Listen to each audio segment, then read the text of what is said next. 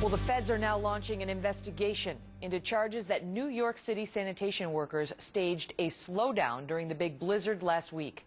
The sanitation crews also coming under fire for dumping piles of snow along a street in Brooklyn and damaging headstones at a cemetery. Look at this tape in the process. Folks in Brooklyn also claiming that crews buried cars and trucks and that some were destroyed by the weight of the snow. A city councilman says that a sanitation worker told him there was indeed a conspiracy to paralyze the city after the major snowstorm and that it was ordered as vengeance for recent budget cuts and demotions. How is this acceptable? How did you not see a car and dump piles of snow on top of it and then pile the snow so high that it collapsed, falls on a fence and topples over tombstones in our community? It's really shocking. I think it's the responsibility of the city to look over the vehicles that are parked on the street and kind of work around them. And this is clear malfeasance on the part of these sanitation workers who did this, and they have to be held responsible. Well, district attorneys in Brooklyn and Queens also investigating these slowdown charges. So could what happened in New York City happen in other cities and states? Will workers be pushing back against spending cuts as governments are forced to implement more austerity measures? Dan Gerstein is the president of Gotham Ghostwriters and a Democratic strategist. And Jonah Goldberg is editor-at-large for the National Review Online and a Fox News contributor. Panel, thanks so much for being here. So now you've got criminal potential probes going on here into whether these sanitation workers may have blood on their hands because people died as a result of this. I mean, this isn't, you know, union workers saying we want a better contract and we're going to go on strike or we're not going to work that hard until we get it. This people died. A baby, a woman who gave birth to a baby, a toddler, an elderly woman, because emergency vehicles couldn't get to them because the roads weren't plowed. And if that was done intentionally to make some sort of a point by these sanitation workers, Dan, who else needs to worry? Next.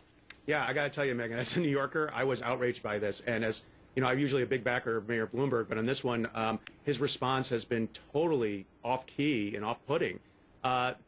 This should be an investigation, and if there's any evidence whatsoever that people broke laws or, more importantly, contributed to the poor medical care or even the deaths of anyone, they should go to jail. I mean, that's criminal negligence. Jonah, you're talking about sanitation workers. You know, it's not, like I say, it's not like the doormen said that they weren't going to open the doors for the morning.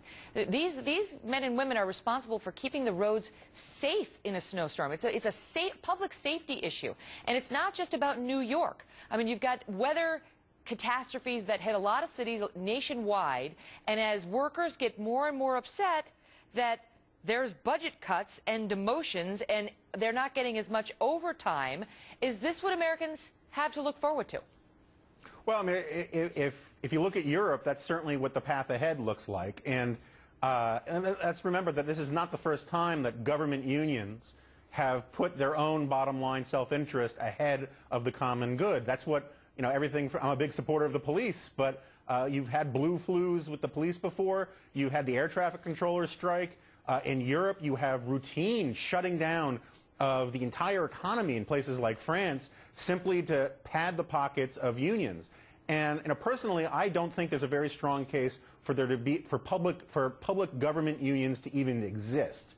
But I think given where we're heading in this country with the teachers unions and with all the rest, we're going to see more and more of a lot more confrontations with these unions. Hopefully they won't cost lives, but it's going to be driving our politics much more than it has in the past. Now, the union denies that it was a slowdown, an intentional slowdown, but you've got this Republican assemblyman saying it's been admitted to him by at least some workers, or at least by at least one worker.